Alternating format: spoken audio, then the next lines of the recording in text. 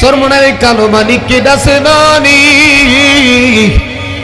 ওরে আল্লাহরে ডাক দিতে দেরি হয়েছে, আল্লাহ ডাকে সারা দিতে দেরি হয় না। এসেছিলে যে দিলে কেঁদেছিলে তুমি,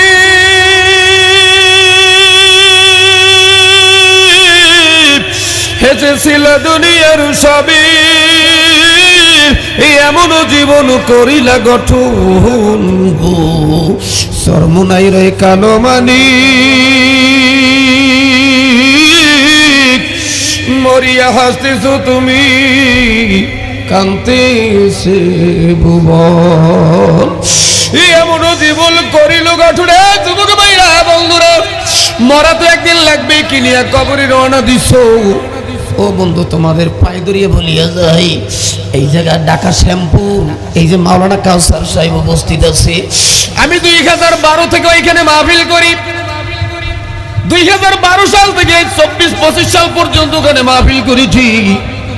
3 দিন আগের ঘটনা, ওই এলাকার একজন লোক ছিল জামাল খান সাহেব, ওনারে অনেকেই এই জায়গার চেনে।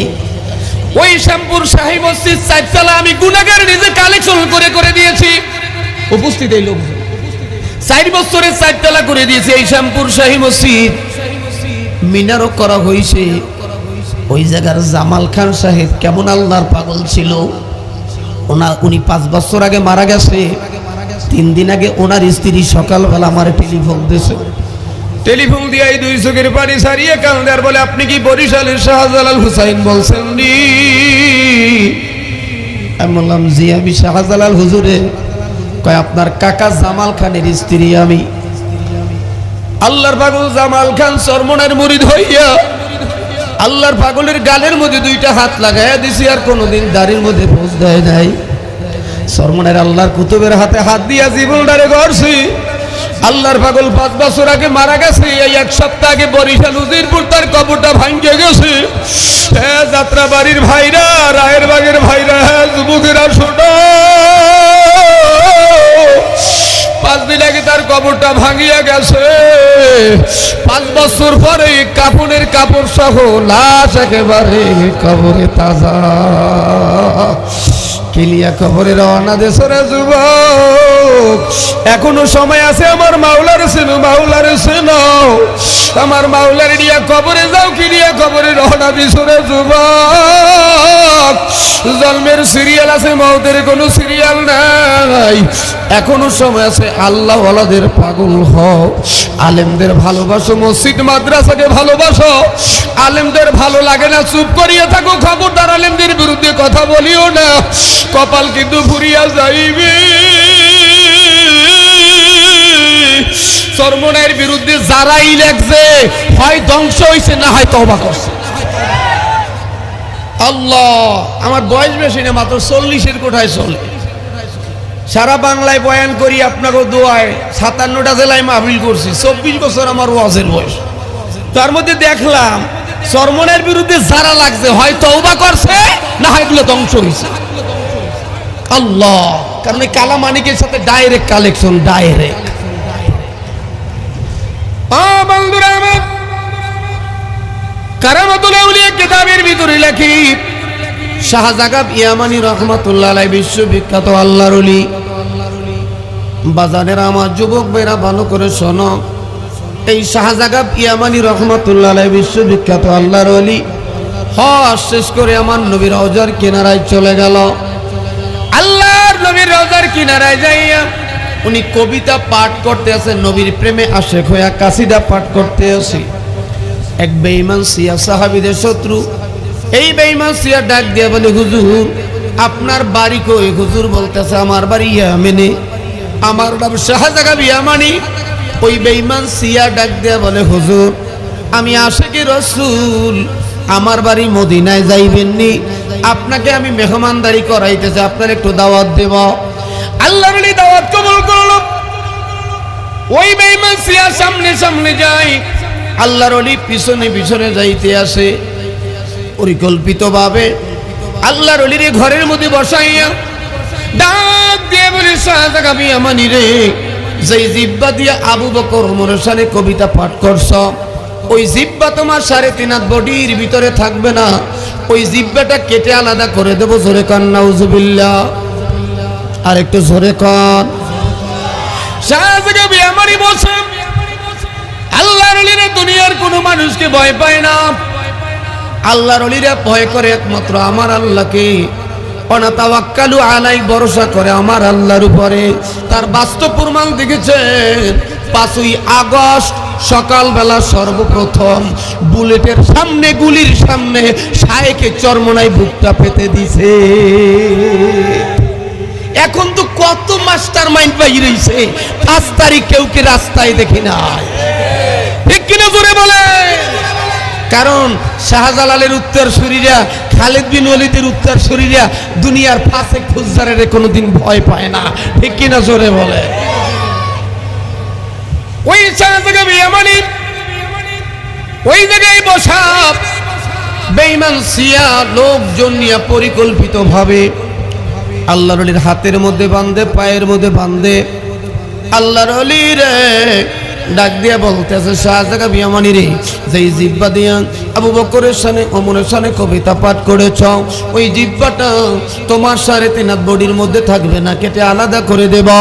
ওই শাহজাহান ইয়ামানি ডাক দিয়ে বলে, বেঈমান, আমার হেফাজতের মালিক আমার আল্লাহ। জোরে কোন কে? ইন কুল্লু নাফসিন লাম্মা আলাইহা হাফিজ, হেফাজতের মালিক কে? আল্লাহর ওলি ঘরের মধ্যে বসে ওই বেঈমান শিয়া লোকজন নিয়ে আল্লাহর ওলির চিৎ করে জমিনের মধ্যে শোয়ায়া আল্লাহর ওলির বুকের মধ্যে পাড়া দিয়া বেঈমান শিয়া দাঁড়ালো চাকু দিয়া আল্লাহর ওলির জিহ্বাটারে টান দিয়া ধরে কেটে আলাদা করে 2টা টুকরা করে দিয়েছে। চিৎকার মেরে বলেন নাউজুবিল্লাহ। ওরে বান্দা বান্দির চেষ্টা যেইখানে শেষ, আমার বাউলার রহমত ওইখান থেকে শুরু হয়। ওয়ালা নাবলুওয়ান্নাকুম বিশাইইম মিনাল খাউফি ওয়াল জু, আল্লাহকে আমি অবশ্যই পরীক্ষা করব, এর মধ্যে যারা সবর করতে পারবে তাদের জন্যই জান্নাতের সুসংবাদ, ঠিক কিনা জোরে বলে। শাহজাহান ইয়ামানি রাহমাতুল্লাহ আলাইহি যখন জিহ্বা দিয়ে দেখতেছে রক্ত পড়তেছে, জিহ্বার ভিতরে বাদ দেওয়া যায় না, রক্ত বের হইতে আছে, বেঈমান শিয়া শাহজাহান ইয়ামানির হাতের মধ্যে জিহ্বাটারে দিয়া ডাক দিয়া বলতেছি, ও শাহজাহান ইয়ামানি, যাও যাদের সামনে কবিতা পাঠ করছো তাদের কাছে গিয়ে সাহায্য চাও। আল্লাহর ওলি কাটা জিহ্বাটা নিয়ে কাঁদতে কাঁদতে নবীর রওজায় চলে গেল। নবীর রওজায় গিয়া ডাইরেক্ট অ্যাপ্লিকেশন টু দি আল্লাহ। ওরে আল্লাহর ওলিরা ডাক দিতে দেরি, আমার আল্লাহ ডাকে সারা দিতে দেরি হয় না। শাহজাহান ইয়ামানি রাহমাতুল্লাহ আলাইহি নবীর রওজার কিনারায় দাঁড়াইয়া 2 চোখের পানি ফেলায়া ডাক দিছে, মালিক, এই বেঈমান শিয়া আমার সঙ্গে বেয়াদবি করে নাই, আমার সঙ্গে নাফরমানি করে নাই। প্রিয় নবীর প্রিয় 2জন সাহাবী আবু বকর ওমর রাদিয়াল্লাহু তাআলা আনহুমার শানে কবিতা পাঠ করার কারণে এই বেঈমান শিয়া আমার জিহ্বাটারে কেটে দিয়েছে। ও দয়ার মালিক, এই বেঈমান শিয়ারে তুমি এমন শিক্ষা দিয়ে দাও, লেটেস্ট মডেলের যত বেঈমান আসবে সবাই শিক্ষা গ্রহণ করবে। আল্লাহর ওলি এই দরখাস্ত করিয়া আল্লাহর ওলি জিহ্বা দিয়ে রক্ত পড়তেছে, দুর্বল হয়ে গেছে। নবীর রওজার কিনারা একটু তন্দ্রায় চলে গেল, ঘুমিয়ে পড়ল। কাটা জিহ্বাটা পাশে রাখিয়া হঠাৎ করে ঘুমের মধ্যে দেখতেছে রহমতের ছবি, বরকতের নবী রহমাতাল লিল আলামিন, ওরে আমার দয়ার নবী ওই শাহজাহান ইয়ামানির সামনে হাজির হইয়া গেছে। আর একটু আস্তে কর, আর একটু আস্তে কর। স্লোগান দেবে আনে, আইতে আছে নির্বাচন, অমুক ভাই যেখানে আমি যাব সেখানে, অমুক ভাইয়ের চরিত্র ফুলের মতো পবিত্র, নামাজ পড়েন 1 ওয়াক্ত, খারাইয়া মতে 10 ওয়াক্ত, গাঞ্জা টানে 12 ওয়াক্ত। আজকে নির্বাচনের জন্য আসি নাই, যদিও আমি রাজনৈতিক লোক, আমি মেয়র প্রার্থী নলছিটি পৌরসভার, আজকে এসে ওয়াজ করতে। নির্বাচন তো একবার করছি, বুঝাইয়া যাই, একটা কথা ভাগে বললে যাই। সূরা নেসার 85 নম্বর আয়াতের তাফসীর পড়িয়ে দেখেন, ভোট কাকে দেবেন। নামাজ পড়ছেন, রোজা রাখছেন, হজ করছেন, যাকাত দিয়েছেন, কিয়ামতের ময়দানে জাহান্নামে যাওয়া লাগবে একটু সিল দিয়ে, বুঝছে শূন্য সিলটা দিয়ে, কথা হয় না। চরমনার হুজুরের কথা বলি নাই, ডাইরেক্ট আল্লাহর কথা, কোরআনের কথা বলছি। সূরা নিসার 85 নম্বর আয়াতের ব্যাখ্যা পড়িয়ে দেখেন, ভোট দিয়া কেউ জান্নাতে যাবে, কেউ জাহান্নামে যাবে। আল্লাহর ওলি খাজির গায়ব শাহজাদা ইয়ামানির জিহ্বাটা আল্লাহর নবী বাম হাত দিয়ে ধরে নবীজির মুখ থেকে ডান হাত দিয়া লালা এনে শাহজাদা ইয়ামানির জিহ্বার সঙ্গে যখন লাগায়া দেয়, নবীর মুখের লালা দিয়া লাগাইতে দেরি, ওই জিহ্বাটা মুহূর্তের মধ্যে ভালো হইয়া গেছে। ওই শাহজাদা ইয়ামানি রহমাতুল্লাহ আলাইহি ঘুম থেকে জেগে দেখতেছে জিহ্বাটা পরিপূর্ণ ভালো হয়ে গেছে। পরবর্তী বছর আবার হজ শুরু হয়ে গেল। হজ শেষ করে আবার সাহাবীদের কবরের পাশে গিয়া কবিতা পাঠ করতে আসে। এক যুবক দুই চোখ দিয়ে টল টল টল টল করিয়া পানি জড়ায়। ওই যুবক ডাক দিয়ে বলে, হুজুর আপনার বাড়ি কই, আপনার নাম কি? আল্লাহর ওলি ডাক দিয়ে বলে, আমার নাম শাহজাদা ইয়ামানি, আমার বাড়ি ইয়ামেনে। ওই যুবক কেঁদে কেঁদে বলে, হুজুর আমি আপনার তালাশে 1 বছর পর্যন্ত ঘুরতেছি, হুজুর আমার বাড়ি মদিনায়, আপনি যাইবিল্লি আমার বাড়ি মেহমান হইবিল্লি। ওই যুবক সামনে সামনে যায়, আল্লাহর ওলি পিছনে পিছনে যাইতে আসে। গত বছর যেই পথে গেছে আজও সেই পথে যায়, গত বছর যেই ঘরে বসাইছে আজও সেই ঘরে বসায়। আল্লাহর ওলি চিন্তা করে, এই জায়গায় বসাইয়া গত বছর আমার জিহ্বাটা রেখেছি, না জানি আজকে আবার কোন বিপদ ঘটায়া দেয়। এরপরে আল্লাহর ওলি বলে, না না না, হেফাজতের মালিক আমার আল্লাহ।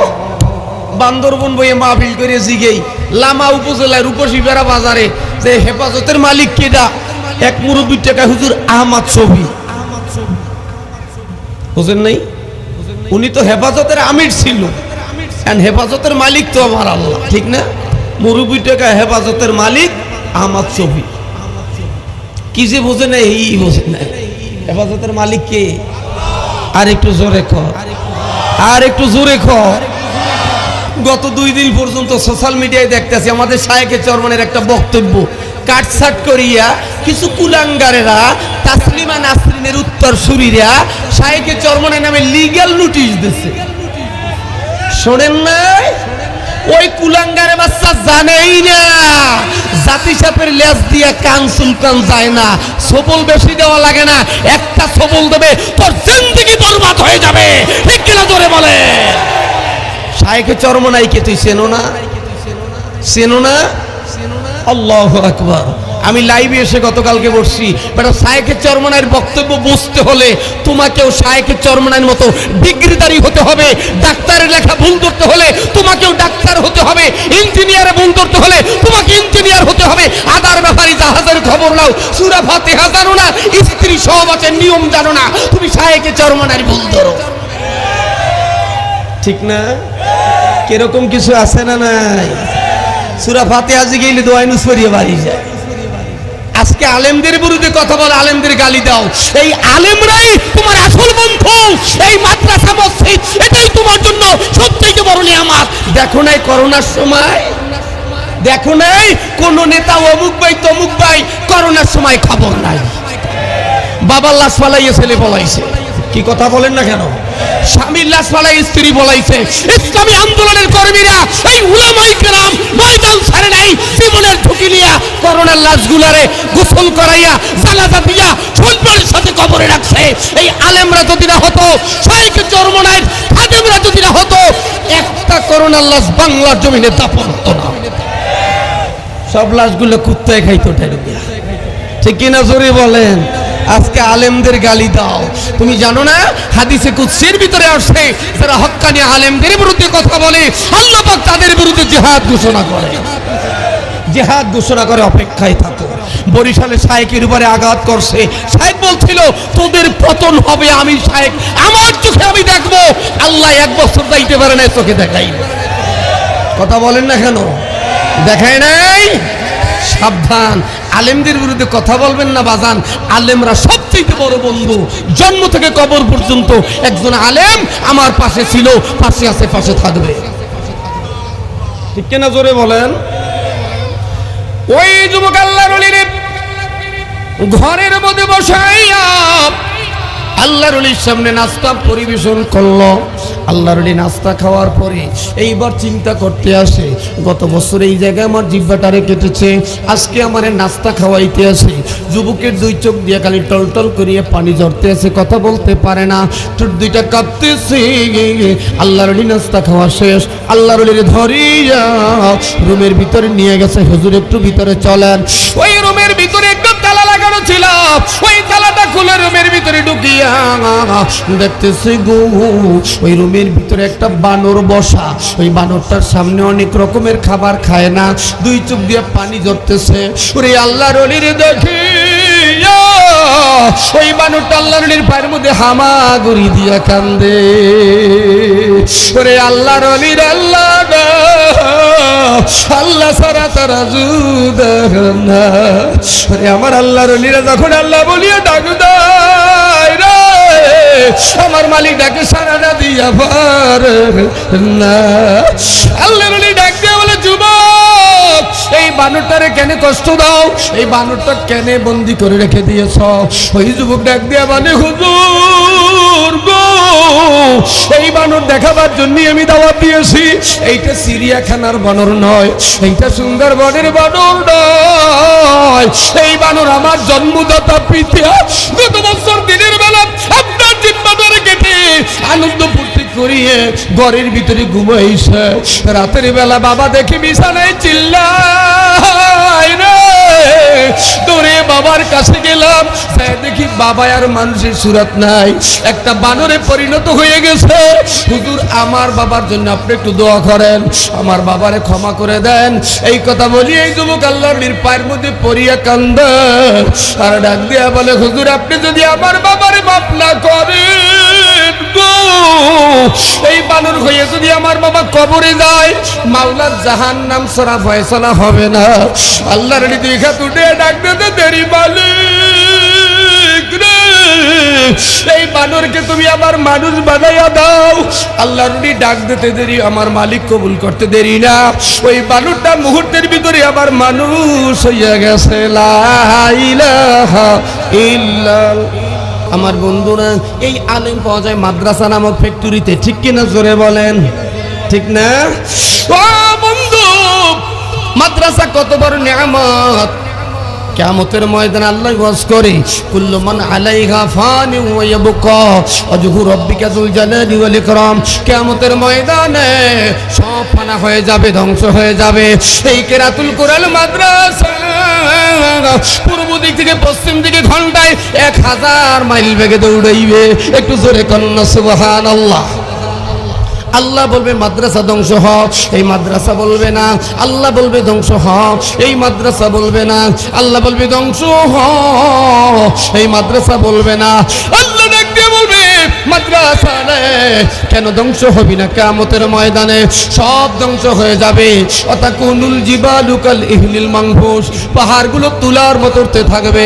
ইয়াউমা ইয়াকুনুন নাস কাল ফারাশিল মাবসুস, মানুষগুলা কীটপতঙ্গের ন্যায় দৌড়াইবে। ওই কিয়ামতের ময়দানে কঠিন মুসিবতের দিন এই মাদ্রাসা ধ্বংস হবে না। আল্লাহ ডাক দিবে, মাদ্রাসারে কেন ধ্বংস হবি না? এই মাদ্রাসা বলবে, দয়ার মালিক তোমার বান্দারা টাকা দিয়া, পয়সা দিয়া, বুদ্ধি দিয়া, খাটনি দিয়া, ছেলে দিয়া, মেয়ে দিয়া, দয়ার মালিক